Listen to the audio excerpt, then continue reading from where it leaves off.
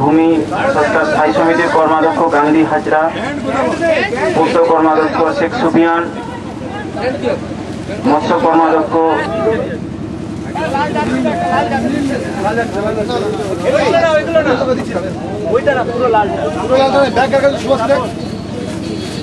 সুজিত ভৌমিবিদ সাংবাদিক।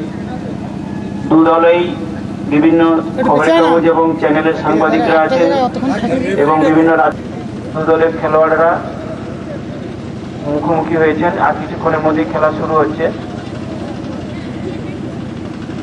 দীঘায়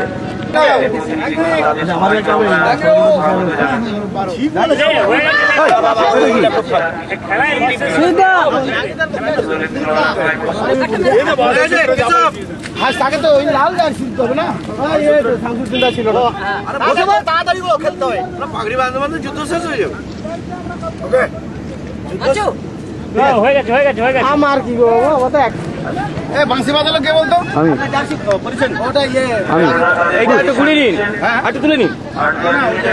জাহাঙ্গীরটার মুখের মধ্যে বাঁশি আছে, ওকে বললে বাঁশি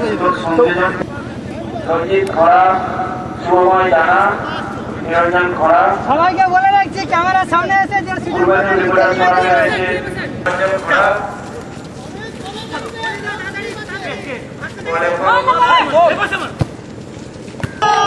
এইমাত্র হয়ে গেল, লড়াই জাহাঙ্গীর বাদশা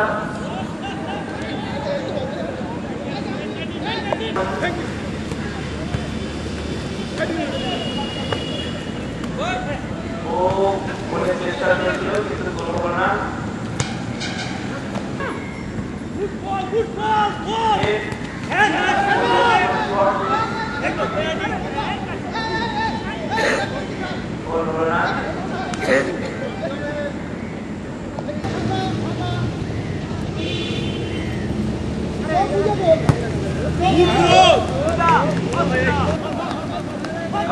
খেলা জমে উঠেছে। এখন বল মাইকের বল থেকে পা হয়ে পথ চলে গেল জাহাঙ্গীর বাদশা থেকে সুজিত ভৌমি। তিনি কিছুক্ষণ আগে বল দিয়েছেন ক্যাপ্টেন পূর্ব মেদিনীপুর সামনে একাদশ। আবার গোল, আবার গোল, বল ওখানে লড়াই চলছে।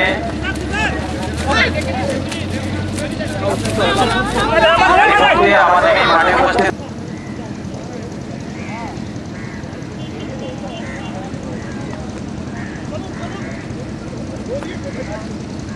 খেলা শুরু হয়েছে।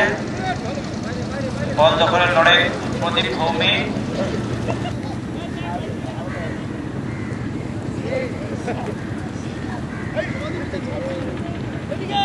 যেন বেশ টক্কর দিচ্ছেন কিন্তু জুনিয়রদের সঙ্গে। অমৃত মাইকেও কম যান না, তিনিও এগোচ্ছেন।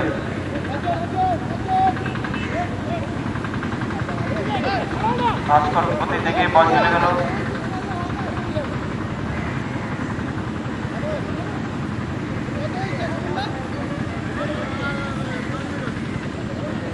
মনে আছে এখন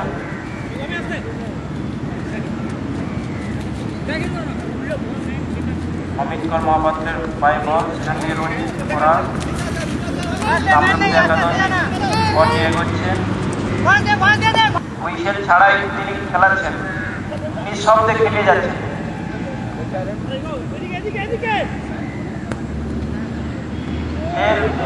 গোলের মুখে বল প্রথমার্ধের খেলার বিরতি হলো। আমরা 2 মিনিট পরে আবার খেলা শুরু করবো। দ্বিতীয়ার্ধের খেলা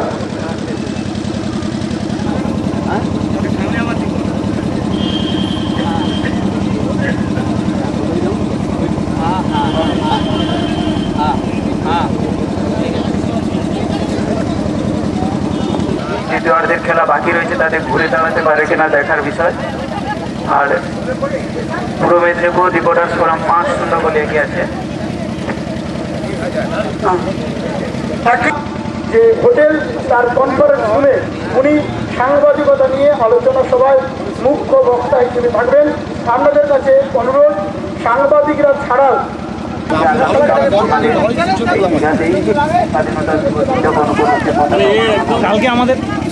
কালকে আমাদের খেলা হবে। এই প্রদর্শনী ফুটবল প্রতিযোগিতায় অংশ নিয়েছে।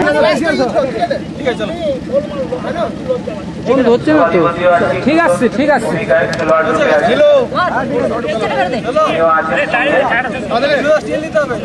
উনি প্রথমার্ধে লাল সাদা গেঞ্জি পরে ফিরেছেন।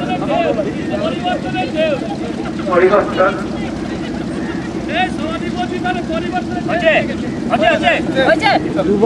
আছেন জেলা কর্মাধ্যক্ষ বুদ্ধবাবু, কংগ্রেস সুন্দরবনের সাংবাদিক আরিফ ইকবাল খান, উনি মঞ্চ পরিচালনা করছেন।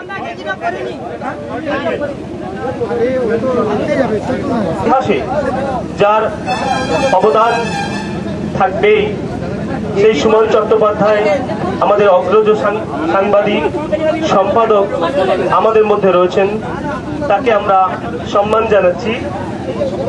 আমরা এবার আমাদের পুরস্কার এবং একদিন পত্রিকার সম্পাদক সুমন চট্টোপাধ্যায় মহাশয়কে কিছু বলবার জন্য অনুরোধ করছি। সুমন চট্টোপাধ্যায় অনুগ্রহ। সতীর্থরা বহু বছর আগে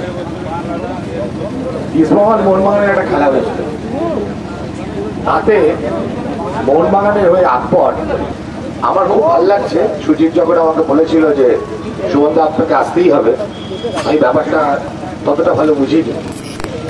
এসে আমি জানার জন্য এবং আশা করছি বছর বছর আপনারা এই কাজটা করবেন এবং নিজেদের আনন্দে নিজেরাই উপভোগ করবেন। Thank you. মাঠে নামলে পরে আমার পাটা পিঠ কয়েক আগে ভেঙে গিয়েছে, মাঠে নামলে তখন একটা অন্যরকম অবস্থা তৈরি হয়, তখন মনে হয় না যে বয়স 64 হয়ে গেছে, বেরিয়ে গেছে। সবাইকে একটু হাততালি দিতে হবে।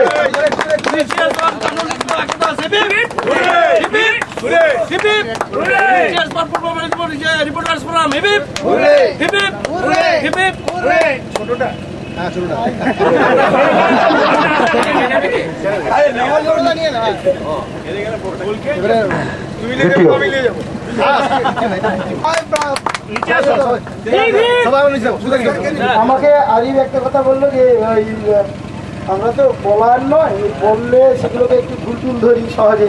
সুমন দ্বারা হচ্ছে কিন্তু ব্যাপারটা দিয়ে একটা